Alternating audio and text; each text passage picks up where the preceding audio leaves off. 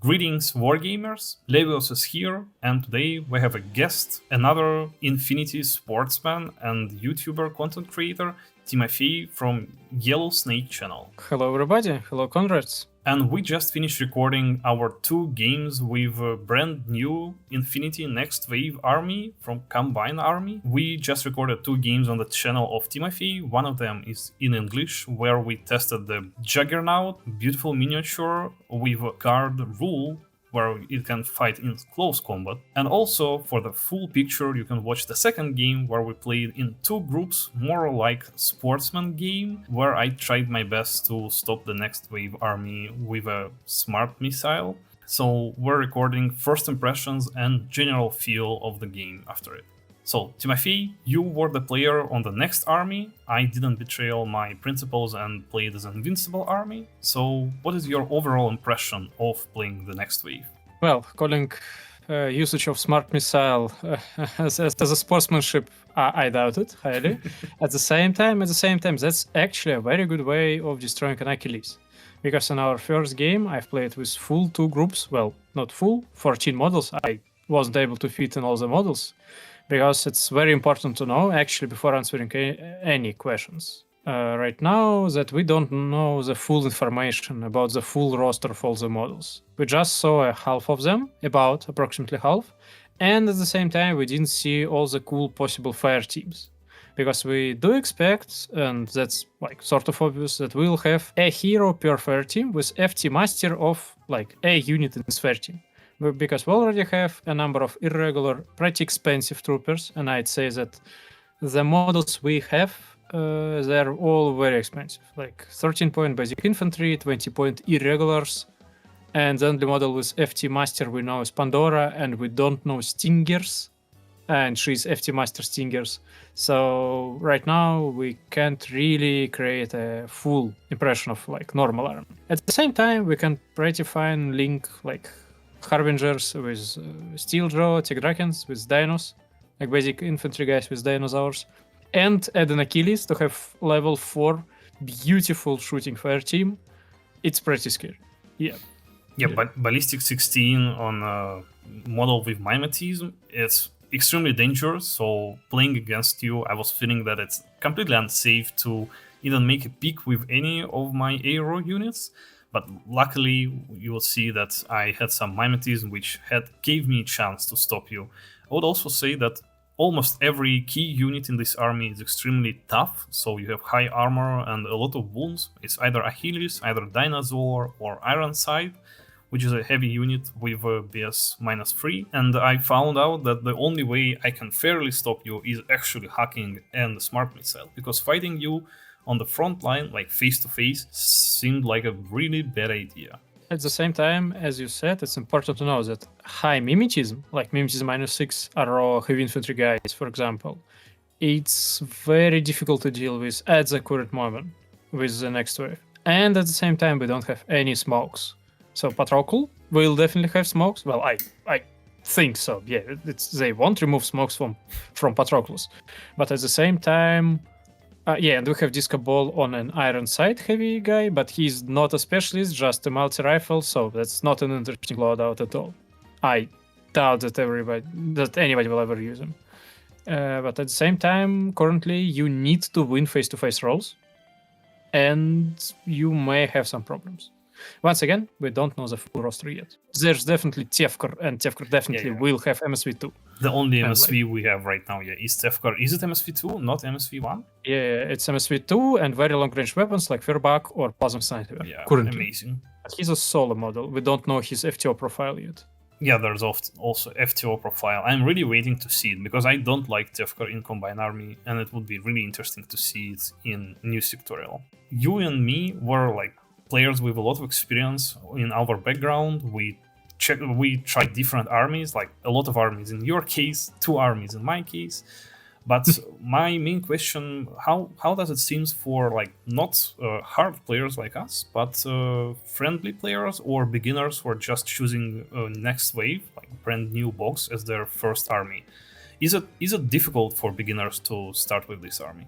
I think once again, from what we saw, with a starter which Corvus Belli is providing us. Yeah, it looks like actually a very good starter because from the starting models and just adding Ica drones and air drones, so 2 baggage bots, combined army baggage, best like baggage bots in the game, and 2 flash pulse bots, we can only assume that they will be AV ability 2, but all other combined armies have ability 2, so I guess that's it. Maybe our drones will be our one. Don't know yet. You can create a pretty good, solid 2-group roster, and you can have a very nice fair teams. And at the same time, you may add what's called Steel Jaw, Tick Drakens, 2 Harbingers, and create this beautiful big core. Or you can combine like Tick Draken plus Ironside maybe, and Ironside will be a good shooter while Tick Draken moves nearby and protects him, like in close combat, puts a mine, templates. And then you have Rain Dancers. Yes, they're irregular, but at the same time, Red Fury with Mimetism -6. Like in full army, I don't think that anybody will ever take this profile. But for the beginning, for the initial lists, for 200-point lists, why not? Mimetism -6, Red Fury, a lot of dice, like combine 2 units, this will be fine. Yeah, that's something I think it's a didn't very think good starter. during the game. Yeah, that you can use a Red Fury Rain Dancer in a game with like lower number of points. It seems like really cool model in shorter distance, where every model is much more important because you have less points. Red Fury can have its deal. Also, how do we feel about the tag? One of our games was Guija against Juggernaut in close combat, and we found out that Juggernaut can make a pretty interesting forks with close combat, either shooting and some interesting loadouts as well. How was your experience fighting against Invincible Army with a Juggernaut? That's very good, as I didn't fight like entire army, Invincible army. Yeah, I fought only just like 2-3 models with Juggernaut. The first one was Taishan, and she can do a thing to Juggernaut in my active turn. That's very important. Because in active turn, you just move with your 8-inch movement, climbing plus. You can move very fast. You can get on the roof. You can see, like, peek slightly with half of your base over the top of the roof to see anybody over there. And they're most likely inside your zone of control. I doubt that you'll like ever find a piece of terrain which has a roof bigger than 8-inch, like in diameter circle. 8-inch radius circle. Okay, maybe armory, on top of an armory roof, like in a corner. You may try to be like far away from this Juggernaut. But anyway, if my opponent dodges, I can fight in melee. If my opponent shoots me, I can fight in melee. I have 2 dice on 22 and no negative modifiers. If my opponent declares that he will fight me, oh my god, I'll just shoot him with HMG. And this is one of the problems with the Juggernaut, because if you shoot on a close range with HMG, you don't have any good ranges. You can shoot with a pistol, but it's just 2 dice. Ballistic 14, nothing special. Your target may have a mimetism. Yes, those are free shots, essentially, because your target tries to fight back, and since you didn't activate your guard, it just basically a wasted reaction. But still, it's sort of a safe reaction from a model which actually can fight in melee. For example, I had a lot of problems actually trying to kill Guija. Because initially I was moving like from my deployment zone into my opponent's deployment zone, actually across the table like in 3-4 orders. That's pretty good. Like 8-2 movement is really, really helpful in this way, because I can move and shoot TR bot, move, shoot flash pulse bot, move, like fight Taishan, move again, like fight Taishan again because she crit an arrow, but that's a different story. And then move again, and I'm already like inside my opponent's deployment zone, and I'm fighting Guija. And that's distance closer than 8. He declares that he'll hit me. Oh my god, I cannot shoot him reliably at all, like on -6, because he's in cover and he's a great armor. Basically, my turn ends after some time, and in his turn, that's it. My Juggernaut is dead because I don't have templates. Yeah.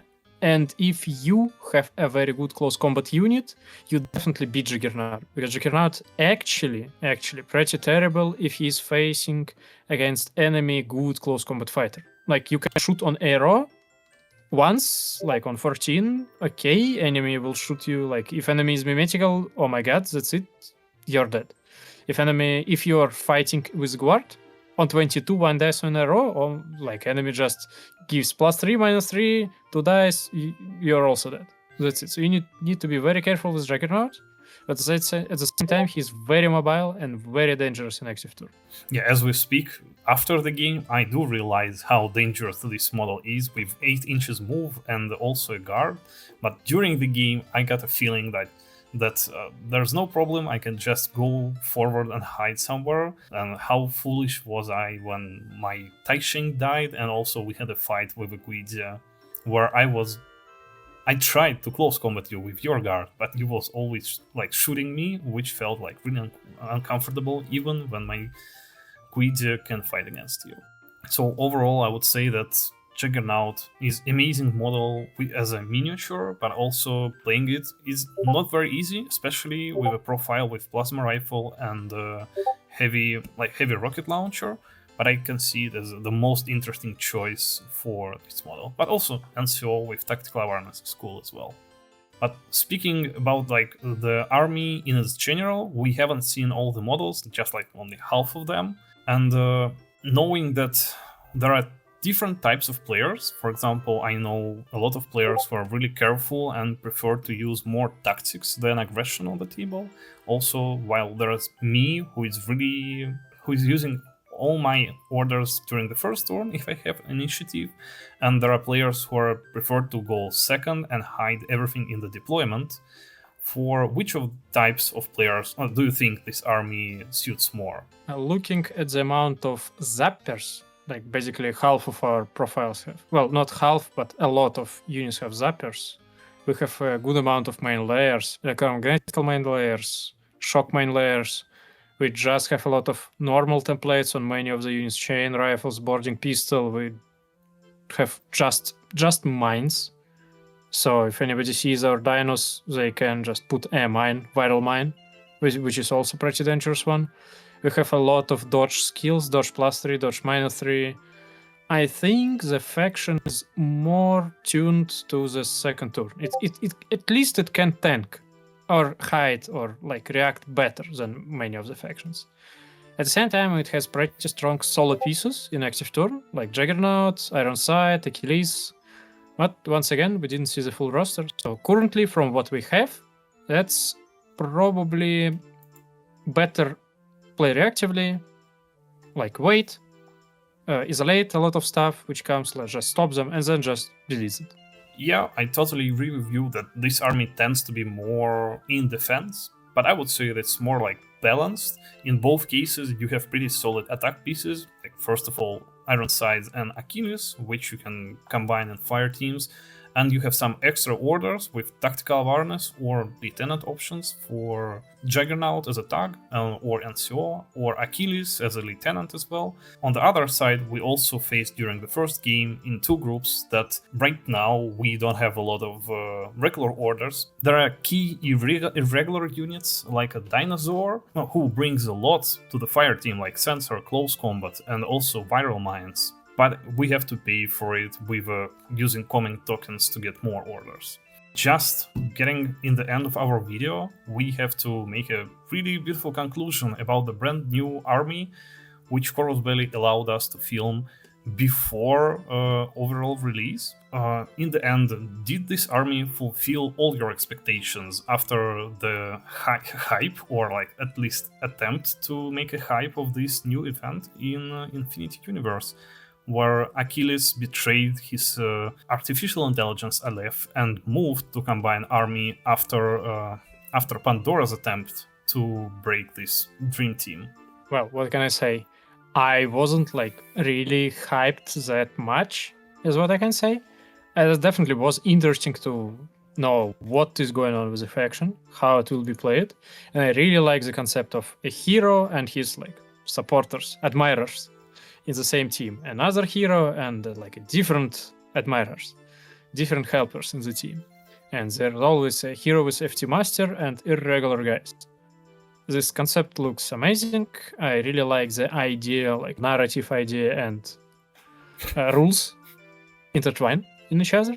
I look forward to seeing the full build release in about a week. I hope it will be released in a week after this video. So yeah, we'll discuss it then. Yeah, I was really hyped, especially at the beginning of N5 when Corvus Belli just removed the Achilles from Steel Phalanx and moved it to Combined Army. So everybody was questioning like what happened, and only like a couple of days after, or even weeks, Corvus Belli told us that Pandora made a secret move and moved the whole Achilles team to Combined Army. And we also get a photo of cheering people and Team Achilles in combined costumes already. And now we finally get a full new army. Not full right now, but our final question will be for you, Timothy. Is it the army you're ready to play like on a regular basis and make it your main army? Or is there something which is stopping you from it? As always, I didn't see the full army, so I cannot answer this question, to be honest.